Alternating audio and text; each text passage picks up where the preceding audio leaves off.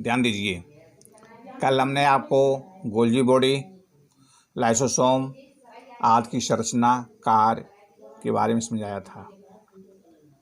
आगे आपको माइटोकॉन्ड्रिया और कोश का विभाजन के संबंध में बताने जा रहे हैं। ध्यान से सुनेंगे और कार्य को पूरा करेंगे। माइटोकॉन्ड्रिया कोशिका का एक अद्भुत अंग है। इसको श्वसन केंद्र भी कहते हैं, क्योंकि इसमें ऑक्सीजन का आदान प्रदान होता है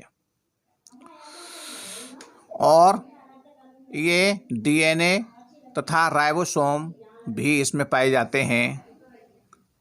ये माइटोकॉन्ड्रिया स्वयं कुछ प्रोटीन का निर्माण भी करती है।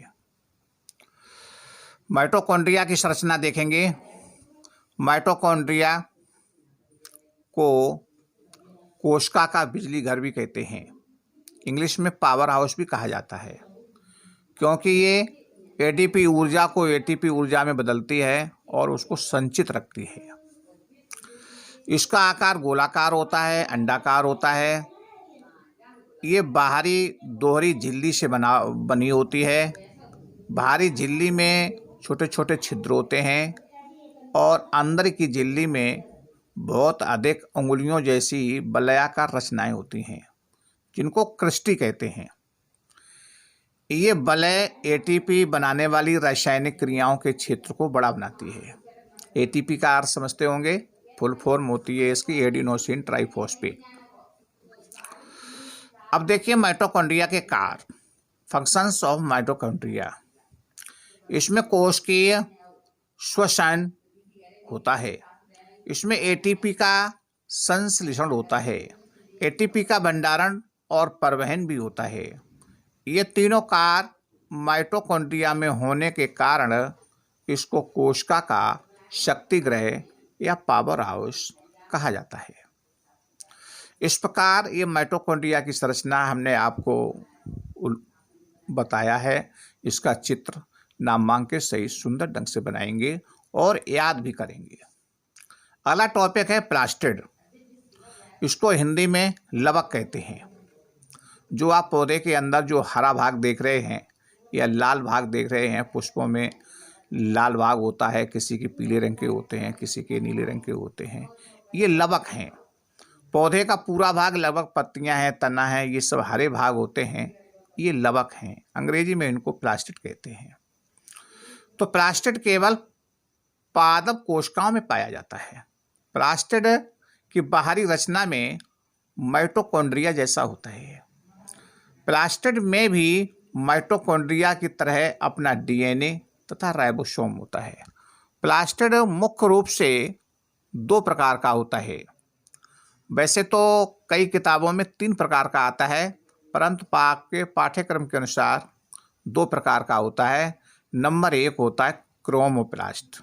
ये रंगीन होते हैं।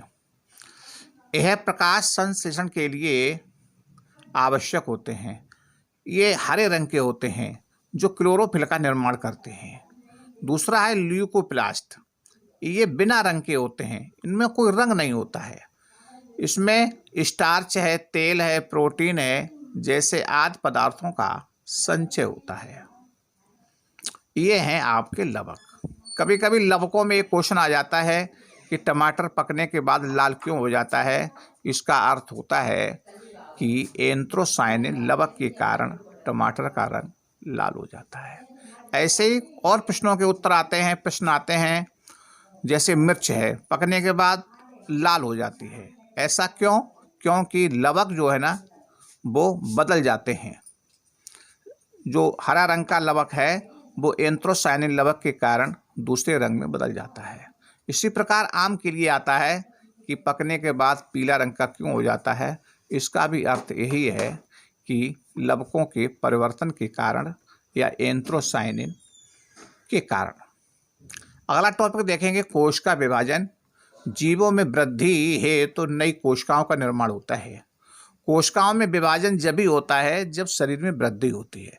जब वृद्धि होती है तो कोशिकाएं 2 भागों में बढ़ती हैं, 4 भागों में बढ़ती हैं। ये बराबर बंटने से अंगों में वृद्धि होती है। तो जीवों में वृद्धि है तो नई कोशिकाओं का निर्माण होना आवश्यक होता है। जिससे पुरानी कोशिकाओं का प्रतिस्थापन और नई कोशिकाओं के प्रजनन हेतु युग्मक बनते हैं।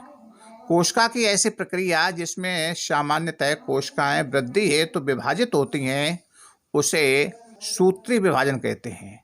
ये सूत्री विभाजन दो प्रकार का होता है। नंबर 1 समसूत्री विभाजन, नंबर 2 अर्धसूत्री विभाजन। समसूत्री विभाजन में आप देख रहे होंगे कोशिका में के अंदर एक केंद्रक होता है, केंद्रक में केंद्रका होती है, केंद्रका के अंदर क्रोमोसोम पाए जाते हैं। इसको हिंदी में गुणसूत्र बोलते हैं। इनका जो विभाजन होता है तो समसूत्री विभाजन में ये एक कोशिकाएं से दो कोशिकाएं बनती हैं, और अर्धसूत्री विभाजन में ठीक इसका विपरीत है, एक कोशिका से दो और दो से चार बनती हैं। ये अर्धसूत्री विभाजन में होता है। तो इसमें समसूत्री में समान कोशिकाओं का निर्माण होता है, समरूप, लेकिन अर्धसूत्री विभाजन में इसमें दो विभाजन होकर के चार नई कोशिकाओं का निर्माण होता है। ये अर्धसूत्री विभाजन है। इन सब का चित्र बनाते हुए, फिगर बनाते हुए नामांकित करके और ठीक से ढंग से याद करेंगे। इसको सब्सक्राइब भी करना है, और यदि कोई प्रश्न आपसे नहीं आता हो, समझ में नहीं आता है, तो कमेंट में अवश्य पूछेंगे। लेकिन पूरे पाठ्यक्रम को जैसे पढ़ाया जा रहा है उसको ध्यान से सुन करके पूरा तभी सही ढंग से लिखना है। ठीक है, धन्यवाद।